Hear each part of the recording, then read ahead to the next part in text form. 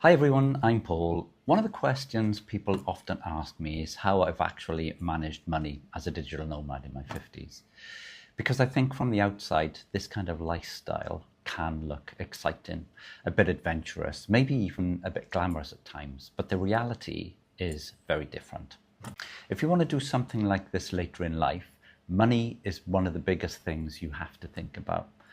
And I wanted to make this video because I think there's sometimes this idea that if you become a digital nomad, you must already have everything sorted. A big online income, loads of money coming in, and obviously a perfect plan. That really hasn't been my experience. So what I had was a plan, some savings, a bit of hope, and a willingness to work things out as I went along. And honestly, that has been the big part of this whole journey. So when I first came out to Bolivia, I had two pots of money in mind. The first was my emergency fund, which was £10,000. That was there as a proper safety net. So the idea was not to touch that unless I absolutely had to. Then I had another amount of £7,000 that I had saved from a previous 12-month contract. And that was really meant to cover everyday living. So my thinking at that time was quite simple. I worked out that our monthly costs in Bolivia were going to be around £500 a month. So in my head, that £7,000 was my buffer for the year. It wasn't loads of money, but it felt enough to give me a decent chance of making this work. And I think that's quite an important point, really. I didn't come out here with unlimited money. I came out here with enough to cover the basics and enough to give myself time to build something. So the original plan was to build a new business based around digital marketing training. Well, that was the idea. And to be fair, I started off quite well with that. I did a lot of free training initially, partly because I wanted to build up a customer base and get known for it and build up my reputation, if you like. And over time, that helped me build a list of around 900 people, which is actually a fairly good result.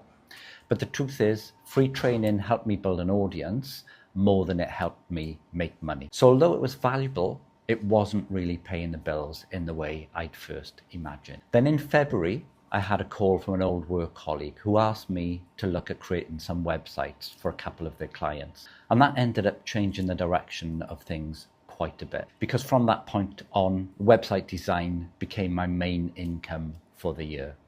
Now on paper, that sounds great.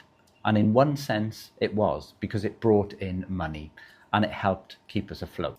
But there was another side to it as well. So because I hadn't done web work properly for quite a few years, I knew I needed fresh testimonials, live examples, and a portfolio I could actually use again. So I underpriced myself badly, really badly in fact. So to give you an idea, some of the simpler websites I was charging £299 for, when I really should have probably been charging closer to 1,000. When I actually sat down and worked out the time I had put into some of those jobs, plus the back and forth, plus the issues that came up because I was getting back into it and having to learn new things. One of the jobs worked out that I was earning something ridiculous like £1 an hour.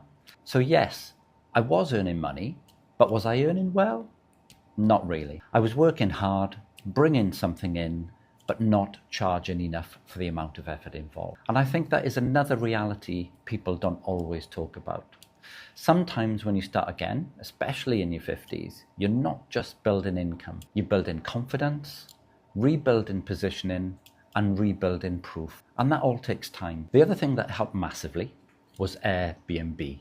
Now this is important because Airbnb was never meant to be a big money maker for me. That wasn't the point of it. So the purpose was simply to cover the costs of keeping my house in the UK running while I was away. The house cost me about £1,100 a month to maintain, with everything kept on. And over the 12 months, Airbnb brought in around £14,000, with roughly 60% occupancy. So it did what it needed to do. It covered the costs. It didn't really make any profit, but that was never the goal.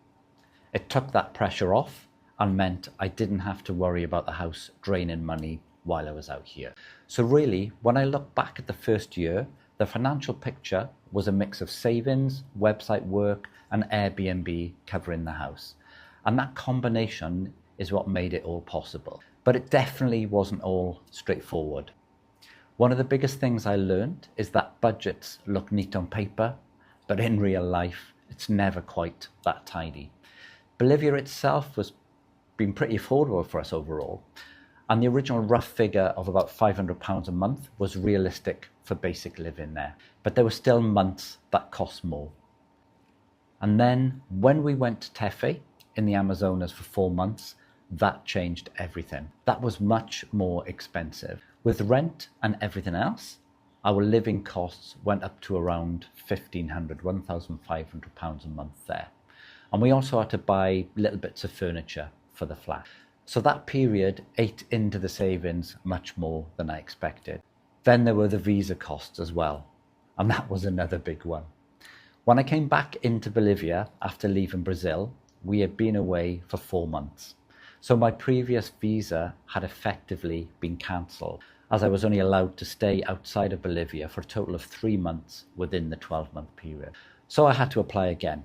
And in the end, I went for a 2-year visa, which cost more. So those kinds of things add up, and they're exactly the sort of costs that can catch you out, especially if you only budget for the basic. On the positive side, exchange rates really helped us at times.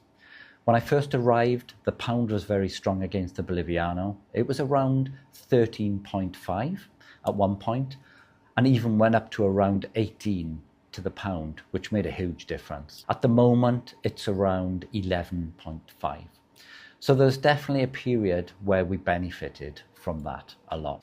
And when you're living abroad, those kinds of shifts can make more difference than you realize. Emotionally, I'd say the money side of this has been a bigger adjustment than I expected.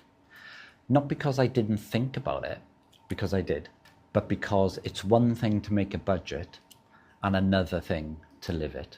There's always something unexpected, like a visa, a trip, a move, a client gap, something that takes longer than it should, something that costs more than it should. And yes, I did dip into my savings, quite a lot actually. So that's the honest truth. That buffer carried me through the year and gave me breathing room. And I think without that, I would have felt a lot more pressure. So if anybody asked me whether this kind of thing is possible in your 50s, I would say yes, absolutely. But I would also say that you need to be realistic. It's not one long holiday. It does take planning, it does take work, and it helps massively if you can give yourself some kind of buffer, even if it is only enough to cover basic living while you find your feet. The bigger thing for me is that even though the original plan changed, I still found a way to make it work. And I think that matters, because when you get into your 50s, there can be this feeling that you are meant to be winding down, sticking with what you know, playing it safe, and getting ready for retirement.